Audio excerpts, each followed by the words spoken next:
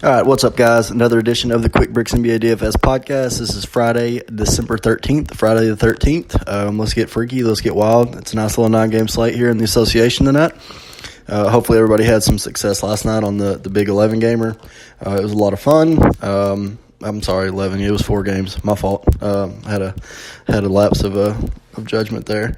Either way, we get a nice little 9-gamer tonight on Friday to kick off our weekend. As usual, we'll go ahead and get started with the rundown of the games. We'll start with the Lakers going into the Heat, going into Miami. You get LeBron return to Miami in this one.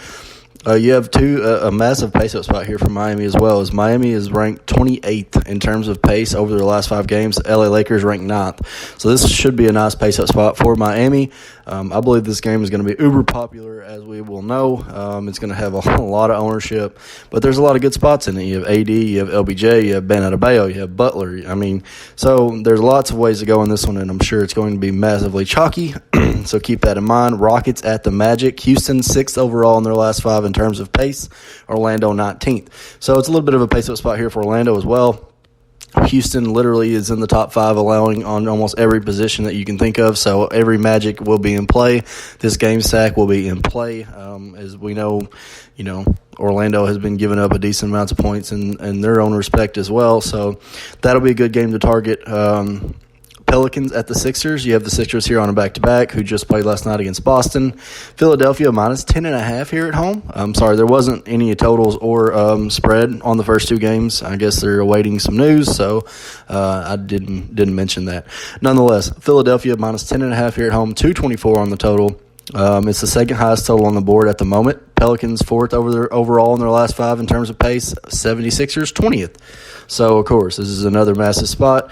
On a back-to-back for Philadelphia, Al Horford didn't play. I'm surprised that they have a total and a spread because, we don't know if he's going to play or not. I assume that he probably will. They probably just held him out last night for precautionary reasons. I'm sure he'll probably be back tonight. Nonetheless, Pelicans, Sixers, we know this is going to be a pace-up spot. It's a good spot, obviously, for a lot of Sixers, again, that I think a lot of people are going to shy away from, especially Embiid if he actually plays on this back-to-back. Derek Favors only played 8 minutes last game in his return. I'm sure he probably won't see more than 15, I suppose. I don't know. Nonetheless, it's a good spot. Embiid should smash. He had 66.8 last night.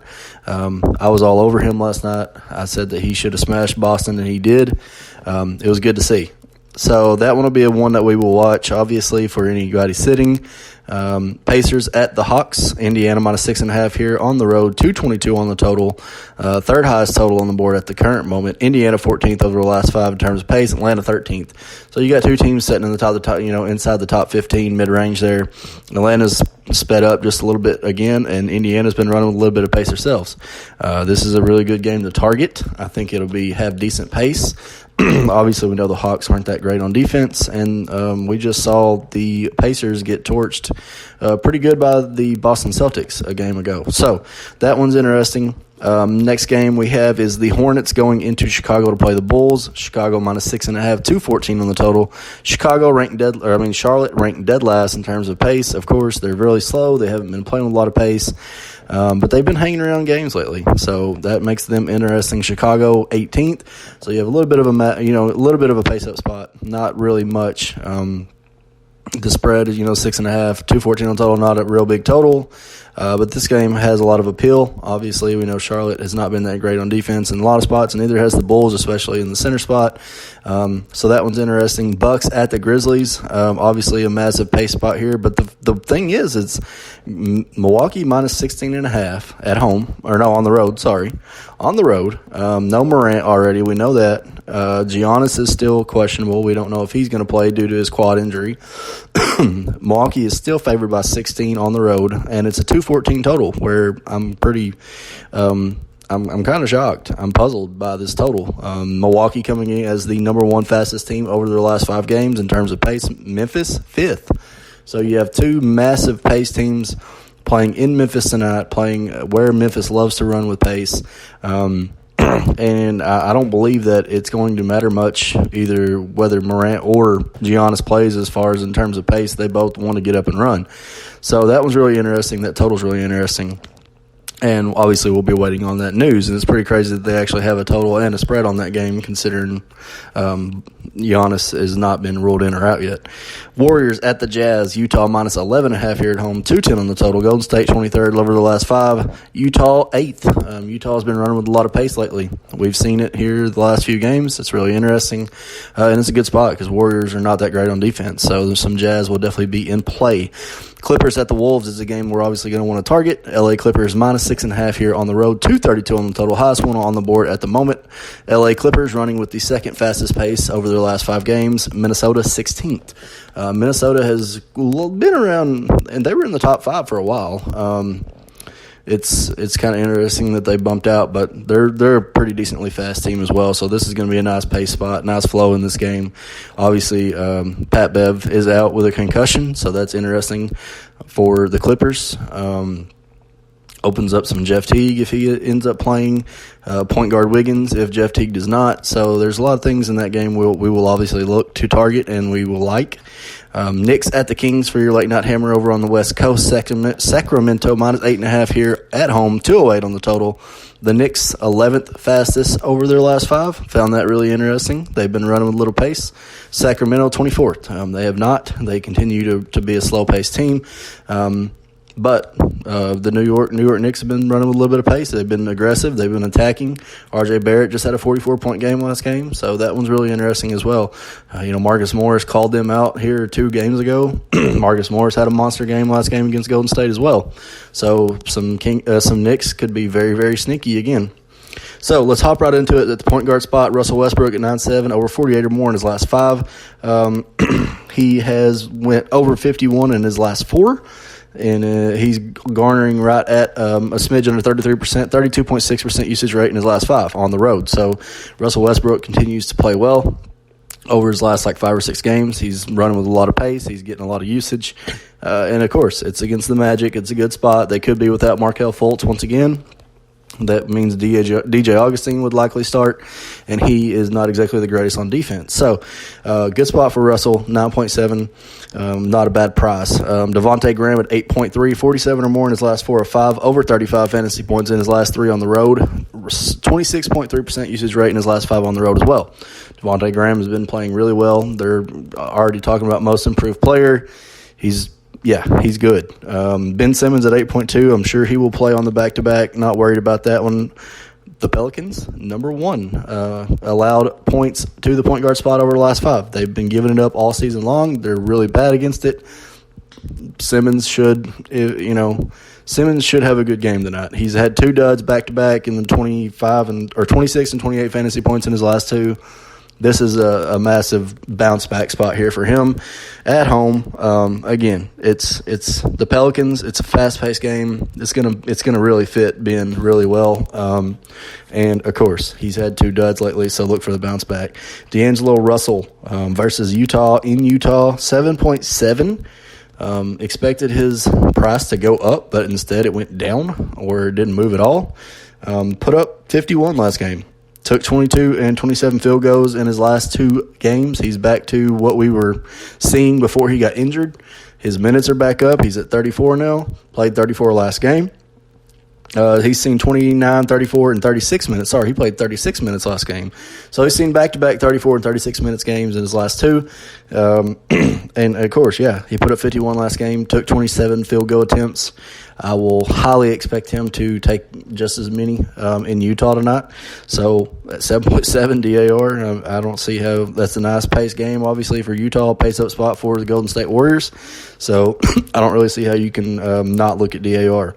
Malcolm Brogdon at 7.5. Really love the price here on Malcolm Brogdon. Again, I think this game is going to be sneakier than most think here against Atlanta at home. Of course, Atlanta is at home. Pacers on the road. Atlanta could jump out on the Pacers pretty quick. And, of course, he just put up 48 fantasy points versus Boston last game. His last 3 or 4 on the road, he's put up over 36 fantasy points, and he's got a smidge under 25% usage rate in his last 4 on the road at 24.5. So Malcolm Brogdon's been playing really well. His price is just right, and I like the spot here against Atlanta in Atlanta. Drew Holiday at 7.4 gets his revenge narrative here against Philadelphia at home. Sorry, not at home, in Philadelphia. I'll get it right here in a minute, guys. 38 and 39.5 in his last two. He's played over 35 minutes just about every single game, all but one. So he's playing tons and tons of minutes. Lonzo's still not starting. He's still coming off the bench. At 7.4, I don't see how you don't love Drew Holiday here playing against the Sixers on the road in a back-to-back for the Sixers. Yeah, I'm a fan of Drew Holiday at 7.4. Lou Williams at 7.1. We missed the buy low spot last game. Hopefully I didn't. Well, I say we. Hopefully you guys played it. I mentioned it on the pod. I didn't play it, and I hate myself for it, but he put up almost 40 fantasy points. It was a good spot. Well, he is in a good spot once again tonight, as he will face Minnesota, who's allowing the third most fantasy points to that point guard spot. He played put up 39.8 fantasy points last game against Toronto, and now he gets to go in to Minnesota, and there is no Pat Bev. So likely he could start maybe. That would be interesting. I don't know if I would love him if he's starting. I want him to come off the bench again. That way he will eventually play with a lot of the starters, but I like him coming off the bench. It just fits him better, and that's his role. So Lou Will obviously is in play once again. Jeff Teague, of course, is questionable. Again, no Pat Beverly, which helps him quite a bit. Just put up 52 last game against Utah. So Jeff Teague is really interesting in that game. Obviously going to like a lot of that game tonight. Lonzo Ball at 5.1, over 23 minutes in his last six. Just put up 27.8 last game. So hopefully he's getting his confidence back. He saw 23 minutes, I believe, last game and put up almost 28 fantasy points, so that's encouraging.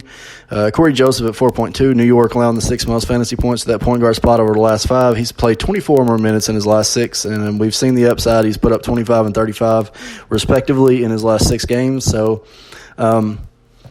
it's not like a great play. He's not going to do it every game, but he's there, and New York's allowing a decent amount of fantasy points to that point guard spot over the last five. So at 4.2, if you need a little bit of a salary saver, he is there. Anthony Melton at 3.9. He's actually priced higher than Tyus Jones at 3.7, so I'll go ahead and mention them both here. Melton and Tyus Jones. Obviously, Tyus Jones is going to get the start, but nonetheless, Melton has been coming in playing really well when there has not been Morant. He put up 29, 33, and 36 in 3 games without Morant. He was playing good minutes, right around the 26 to 30-minute range. Maybe not that many. But still, Tyus was only playing 23 to 26, so they've been kind of splitting the role. But DeAnthony Melton is by far the scoring point guard. He's been the spark on the second unit. And I like him a lot at 3.9 tonight once again. Moutier at 3.6, Golden State allowing the second most fantasy points to the point guard spot over the last 5, 18, 22, and 22 minutes in his last 3. Again, no Conley again. Has already been ruled out. He has put up 24.8 and 26.8 in his last 2 of 3. That was also those 2 games sandwiched were a game where he only put up like 11 or something like that, single-digit number. So we know his floor is very low, but he's 3.6. He gets a decent spot against the Warriors. Obviously, Golden State allowing the second most of that point guard spot. We know Donovan Mitchell is going to probably run the point a lot. But nonetheless, Moutier at 3.6 is decent if you want to go there. If Fultz happens to sit again, Michael Carter-Williams at 3.5, played 21 minutes last game, put up almost 21 fantasy points. Of course, we get a nice pace-up spot here with Houston at home. So if Fultz happens to sit once again, MCW at 3.5 would absolutely be in play again. And finally, Shabazz Napier, if Teague is out at 3.3, you would have to look there. Shooting guard, Harden, don't have to extend on him much, 12.6, price is up there, but guess what? He put up 81 last game, 81, 52, 51 in his last 3. Playing in Orlando. Sure, there's some really nice strip clubs there, so I'm sure Harden will be just fine tonight.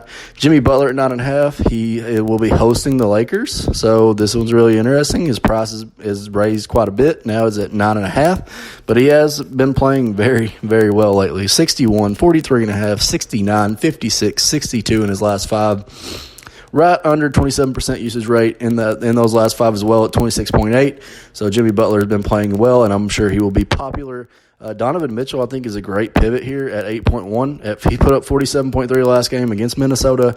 Golden State, again, allowing the second most fantasy points to that point guard spot. And, they've been doing it to the shooting guard spot as well. They've been giving it up to both spots. Donovan is going to play both without Conley. And I really like Donovan Mitchell at 8.1 here at home. Zach LaVine has been absolutely murdering folks lately as well at 8K. Charlotte versus guards, we know it's a thing.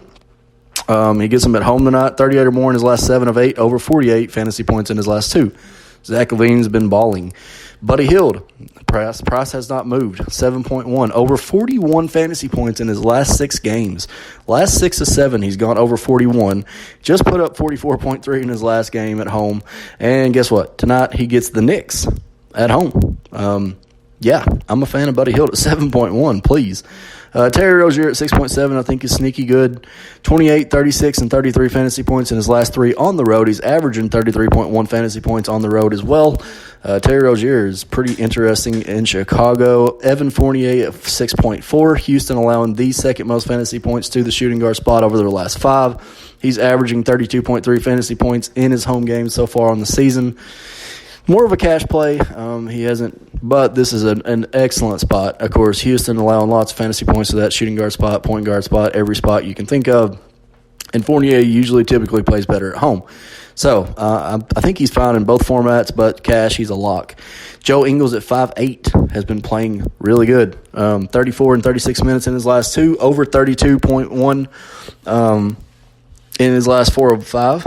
Over 32.1 fantasy points in his last 4 or 5 games. He's averaging 31.7 in his last 5. Joe Ingles will be a nice play again tonight at home. RJ Barrett, as I mentioned earlier, 44.5 last game against Golden State. He's 6.1 tonight, playing in Sacramento, who's allowing the 10th most fantasy points to that shooting guard spot. And, maybe he just hit a slump buster. He was in a bad slump. He was not playing very well. He got really aggressive against Golden State. Hopefully that will carry over into tonight at 6.1. I like RJ Barrett in Sacramento on that late night hammer. Alec Burks at 5.3 for Golden State going into Utah. Gets a little revenge spot here against his old team. Over 26 in his last 4. Over 30 fantasy points in his last 4 or 5. So Alec Burks has been getting it done. His price is still where it needs to be. He does have upside. We've seen him put up 40 fantasy points a couple times. So Alec Burks is totally fine. It's hard, though, with the AR shooting 28 times a game. Dylan Brooks at 5.1. No Morant. Should get a nice little usage bump here. 29 and 35.3 in his last 2.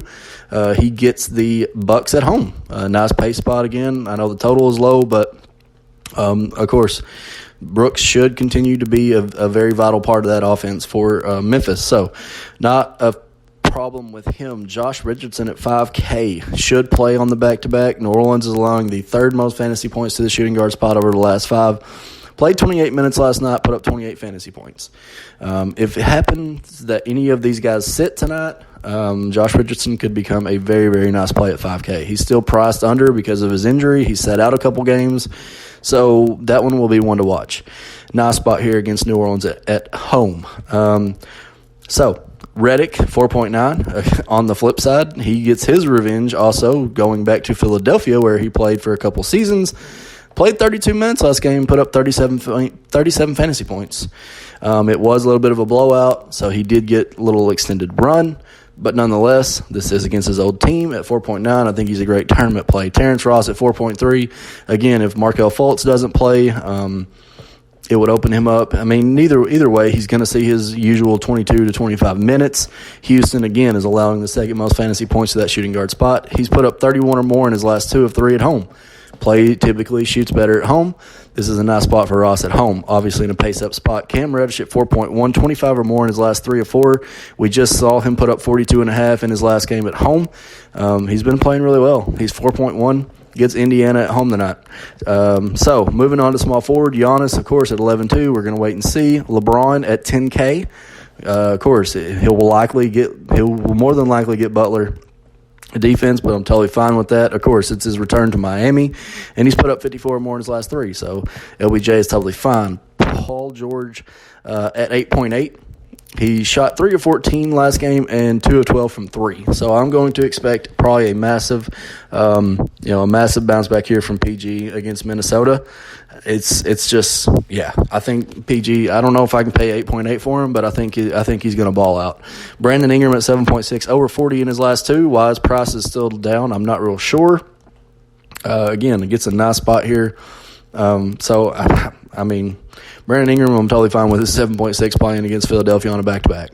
Andrew Wiggins at 7.2, over 38 fantasy points in his last 6 of 7. Over 34 fantasy points in every single home game so far this year. He's 7.2.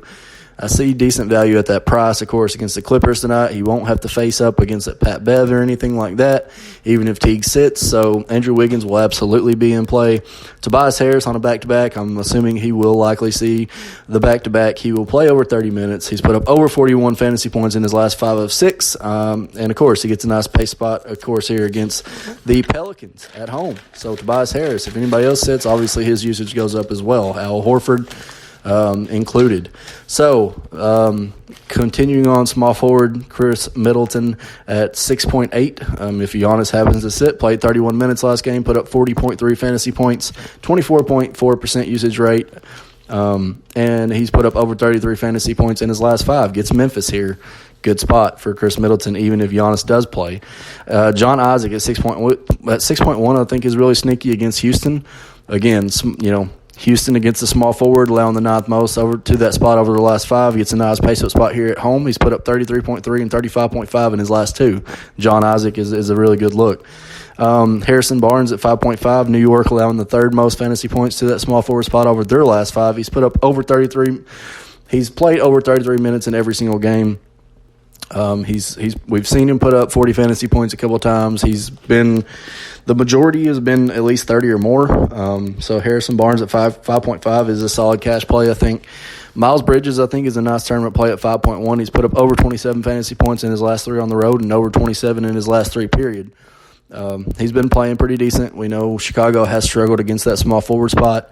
And he's 5.1. He's pretty cheap. So tournament play I'm fine with. TJ Warren at 5K, 23.6% usage rate in his last 5, over 30 fantasy points in his last 3 of 5 on the road.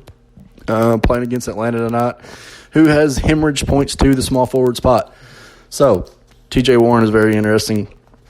Obviously, another tournament play. Power forward Anthony Davis versus Miami. Don't really have to talk much about it. He's only 10.1. Over 49 fantasy points in his last 3, so AD, of course. Sabonis at 8.1 versus Atlanta. He's been a double-double machine all year. Over 45 fantasy points in his last 4. He's a solid cash play. He's a lock in cash. I don't really mind him in tournaments, but the upside, John Mpemba, I got to give him props on that. He said that, he's never going to really, just blow out his value.